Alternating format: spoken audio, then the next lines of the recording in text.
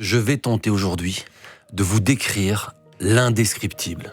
L'Antarctique, le grand continent blanc, Oui. c'est un frisson permanent. C'est l'impression d'être plongé dans un monde parallèle. C'est l'impression d'arriver dans une planète où la nature règne encore en maître, où l'homme n'est pas intervenu. C'est un continent de glace, immaculé, qui semble s'étendre vers l'infini. Et je peux vous le dire, c'est véritablement le voyage d'une vie. C'est une expédition hors du commun. On a eu la chance, avec mon caméraman, d'être invité sur cette expédition de Seabourn, qui est un croisiériste qui propose des voyages d'exception aux quatre coins du monde. Et forcément, l'Antarctique, c'est l'expédition la plus extrême. Imaginez-vous l'Antarctique, il y a 2 siècles, on ne le connaissait pas.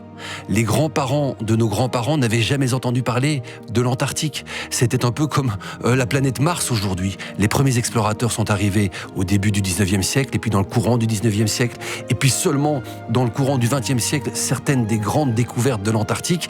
Et donc, aller là-bas, c'est un peu soi-même être dans la peau d'un explorateur. Vous êtes parti pour un monde à part avec votre caméraman. Ça fait un peu loin, non, quand même C'est très loin. J'ai calculé de porte à porte, Ouais. depuis la porte de ma maison à Bruxelles jusqu'au premier iceberg, c'était 110 heures de trajet. 5 jours de voyage. On part de Bruxelles, arrêt à Madrid, 2e arrêt à Buenos Aires en Argentine. On repart vers le sud, à Ushuaia, la ville la plus au sud de notre planète. Et là, on monte à bord du bateau. Et puis, il faut passer le fameux passage de Drake. Le passage de Drake, c'est vraiment ce bras de mer qui rejoint l'extrême sud de l'Amérique du Sud jusqu'à l'Antarctique, à la proximité du Cap Horn, qui est sans doute l'une des traversées les plus agitées au monde, parce qu'on a vraiment le confluent de tous les continents, de tous les océans, de toutes les températures, de tous les vents. Et donc, ça secoue énormément pendant 2 jours. Il faut avoir le cœur bien accroché. Et puis, au bout de ces 2 jours de traversée, tout à coup, on voit apparaître, on a presque les larmes aux yeux, je vous le dis, parce que c'est vraiment très émouvant. On voit apparaître les premiers icebergs, le temps se calme, tout à coup, le soleil apparaît, l'Antarctique est là sous nos yeux. Alors, on s'extasie devant le premier iceberg, mais après, il y en a un deuxième, un troisième, des dizaines, des centaines. On arrive vraiment au cœur de ce grand continent blanc. Le corps est envahi par des frissons. On est sur une autre planète. Et là, ça commence, l'aventure de l'Antarctique. Waouh. Avec une fois sur place, que vous êtes bien extasié devant les icebergs, on fait quoi en réalité ? Et c'est à ce moment-là que les expéditions commencent. Qu'est-ce qu'on fait ? On va pouvoir faire du kayak pour s'approcher au plus près de la faune sauvage. On va voir les premiers manchots. Il y a plusieurs types de manchots. On va pouvoir arriver sur la glace, voir les phoques, apparaître aussi des baleines, des orques, toutes sortes d'oiseaux, les cormorans, les albatros, les pétrels. Toute cette faune qui existe là-bas en Antarctique, qui n'existe quasiment nulle part ailleurs, on va pouvoir l'observer, on va pouvoir faire des sorties en Zodiac. J'ai même pu faire, tenez-vous bien, une sortie en sous-marin. Arriver, oui, il y a des capsules sous-marines qui permettent d'arriver vraiment au fond des océans, à 60 mètres de profondeur, observer les étoiles de mer, les poissons. J'ai vu aussi des petits hippocampes.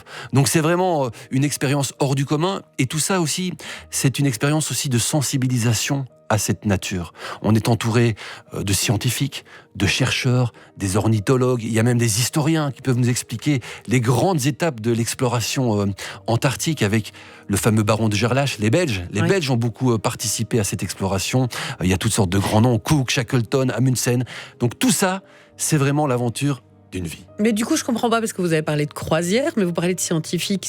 Finalement, c'est quoi Alors, c'est tout l'intérêt de cette croisière. Il faut bien le dire, ce genre d'expédition, c'est pas tout à fait ouvert à tout le monde. Ça coûte de l'argent. Ah oui. Moi, si j'étais pas journaliste, si j'avais pas pu y accéder pour faire un reportage, j'aurais sans doute jamais mis les pieds. Et certains disent tant mieux d'ailleurs, pour ne pas qu'il y ait un tourisme de masse qui se développe. Heureusement, il y a des règles très strictes. Il y a l'IATAO qui a établi toutes sortes de règles pour ne pas que ça devienne Disneyland.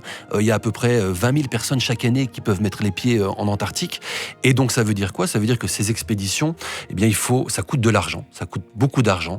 Et donc, les personnes qui décident d'investir leur argent pour faire cette expédition, ils permettent aussi à des scientifiques, à des chercheurs, à ces historiens dont je vous ai parlé, de pouvoir être sur le bateau, de pouvoir tenir certains répertoires aussi des espèces. Ah, ça finance le voyage. Voilà, ça finance le voyage, ça finance ces chercheurs. J'ai rencontré un jeune péruvien, Jean-Paul, c'est pas un nom très péruvien, mais c'est le nom que lui a donné sa maman, qui m'expliquait que lui, il est ornithologue, il s'intéresse justement à ces espèces qui sont en Antarctique. Il me dit, s'il n'y avait pas ces expéditions, s'il n'y avait pas ces riches touristes, j'aurais jamais mis les pieds ici. Quand on était sur place, on est aussi allé sur une toute petite île, le port Locroix, c'est un nom français à la base, où se trouvent 5 Britanniques qui sont là en permanence pour préserver cet endroit qui est en fait le bureau de poste le plus au sud de la planète. Et bien, grâce à ces bateaux d'expédition, et bien, tous les 5 jours, ils peuvent monter, prendre une bonne douche, avoir un repas chaud, et puis vendre aussi tous leurs produits pour pouvoir financer leurs recherches, pour pouvoir financer justement